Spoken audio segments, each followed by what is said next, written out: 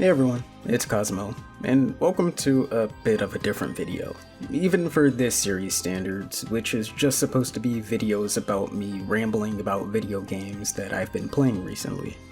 This video is very much the same, but also more. I want to tell a story while showing off and talking about these games, so please stick with me because it's gonna start nowhere, but I discovered something really cool here and I want to share it with a bunch of people. I'll try to keep this short.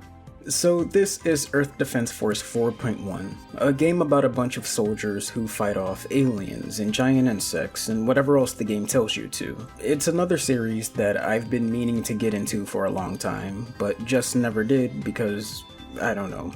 But earlier this year, I had a compulsion to finally play through these games. I even put out a tweet to hold myself to it or something, I don't know. But thankfully, not too long after putting that tweet out, I saw a bunch of the games were on sale in a bundle. So I picked them up and started playing through 4.1. I think more people should play it too. It goes on sale often from what I can tell, and if you ever want to play something stupid with your friends, then you should absolutely pick it up. But I'm getting off base. The point is, I really fell in love with this game, to the point where I planned on doing a video on the entire series. I scrapped that idea because there's just so much Earth Defense Force to talk about, and I don't really want to go through it all. But I did discover something interesting in my research. So what you're seeing now is the first game released in the EDF series. I played through a bit of this game and really enjoyed it, when the controls cooperated with me. What really caught me by surprise though was how much of the series' lifeblood was already in this game. From its campy sense of humor to the same recognizable sound effects. I swear it's the same game as 4.1, just with older graphics and fewer weapons to choose from. The only thing that I really find notably different is the name of the game, Monster Attack. That's the name the game was given by its Western publishers, Agetec. But over in Japan, where Monster Attack was originally released, it's better known as Simple 2000 Series, Volume 31, The Chikyu Boigen. I hope I said that right.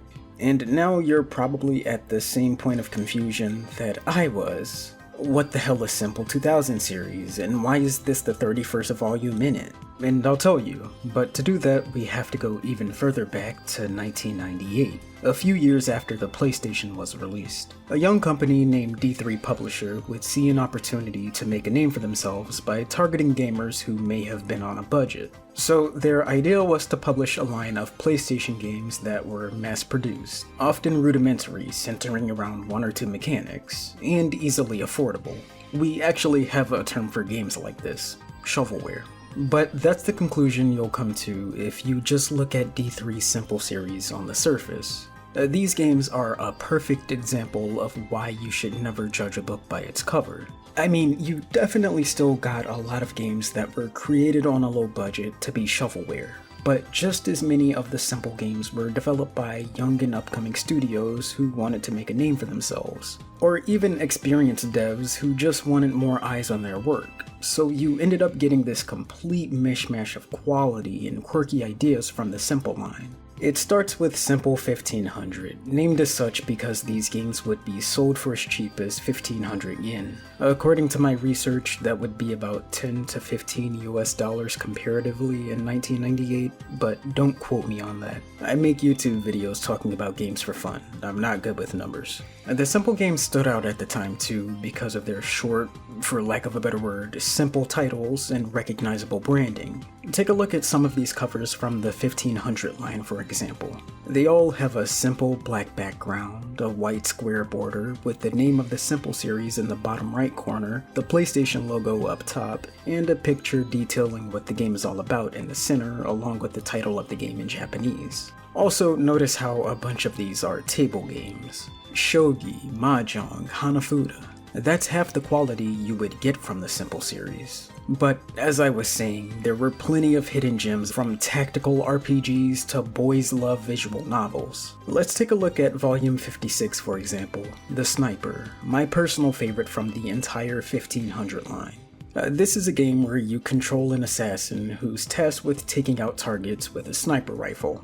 It's an incredibly basic game that's been made a million times over in Flash, but what makes it so interesting is how much they packed into this little budget experience. There's an air to this game in particular that I just like. You can choose your vantage point and time of attack before each target. It has a cool and refined aesthetic that I like. I love how each mission is set up as its own episode with an intro and credit sequence. It's a really short game too, taking only about an hour or so to beat, so it's easy to replay as well. And although I can't understand most of it because it's in Japanese, there's a story here for you to enjoy as well. But just play this game yourself and tell me honestly if you find it satisfying or not aiming down sights and taking out a target. Okay, another game I want to show off is this, the Simple 1500 series volume 30, The Basket. There is so much style packed into this game, and I had a blast with it, but I don't want to talk about the gameplay or anything. I want to highlight this game because it wasn't made for the Simple series at all. This was originally an arcade game known as One-on-One Government, which itself was a sequel to a PlayStation game known as One-on-One, and that game wasn't in the Simple series either. But I mention all of that to say, it's a prime example of how the Simple series would also take existing games and introduce them to a new audience. And there was another way D3 would give games in the Simple series life too. Most of the Simple games that I've shown so far have been from the 1500 line, which were mostly exclusive to Japan. But when the PS2 came out, D3 created the 2000 line, and they heavily expanded how global they went.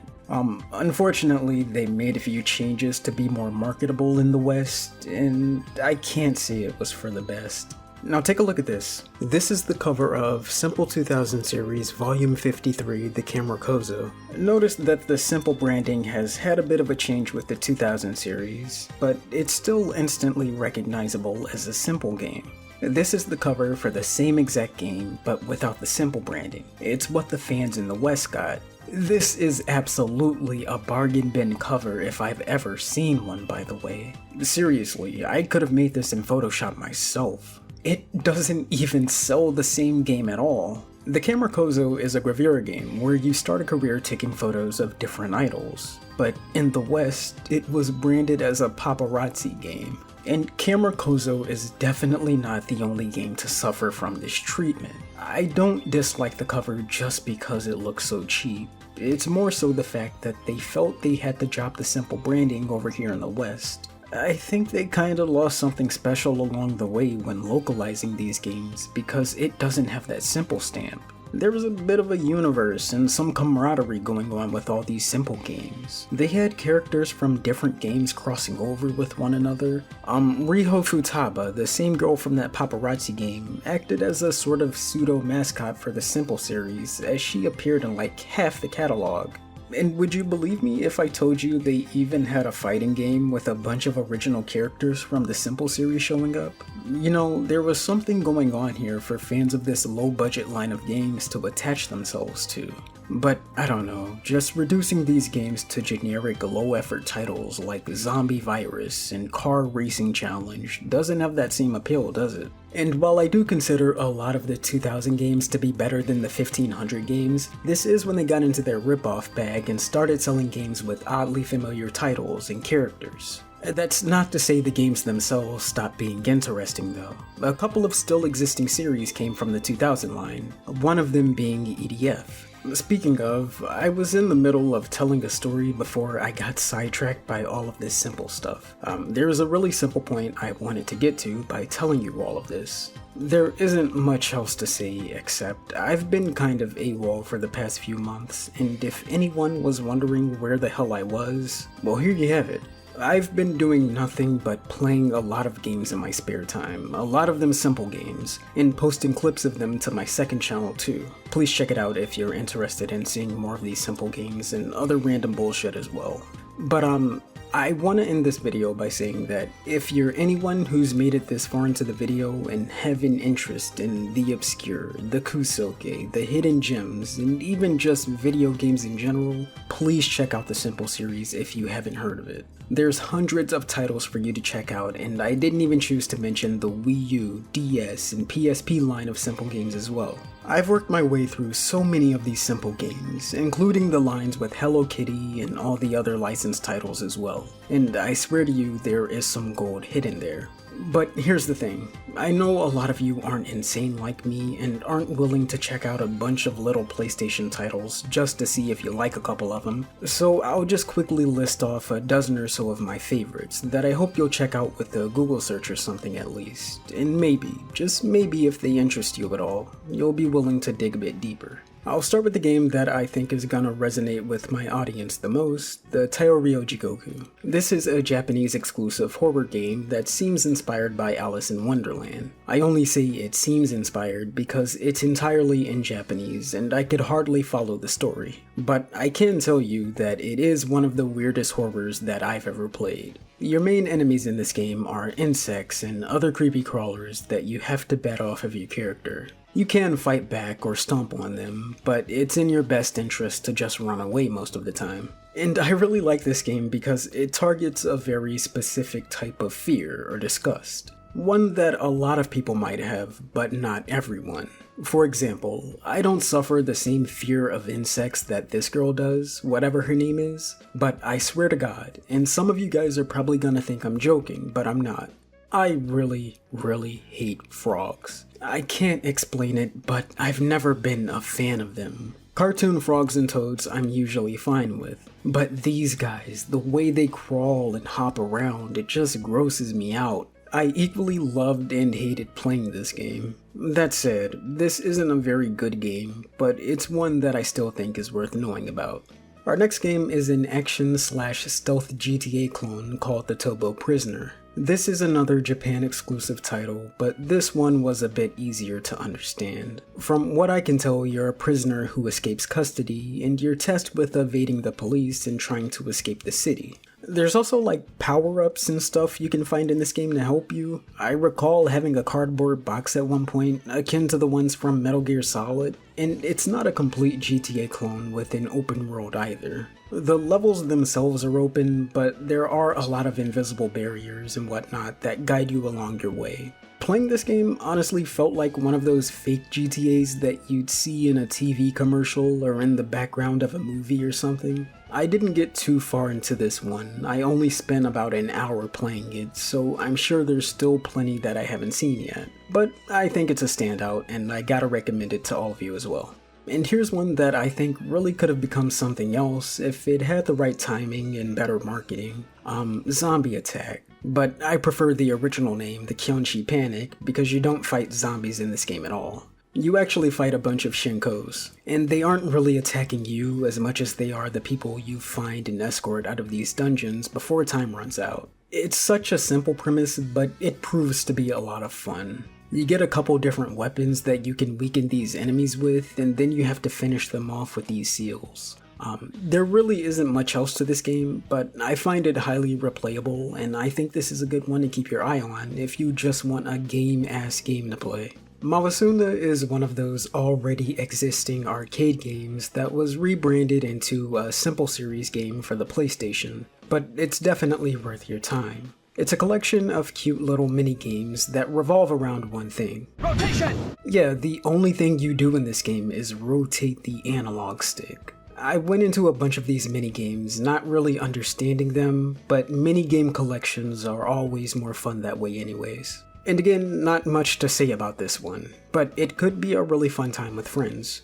And here's a game that really took a lot of my time, The Helicopter. You want to know what you do in this one? Control an RC helicopter and do incredibly mundane tasks like mowing grass, recycling, photographing ghosts. This game was way more fun than it had any right to be. As you did little tasks for people, you would earn some money to upgrade your helicopter as well, and it doesn't take long to finish this game at all.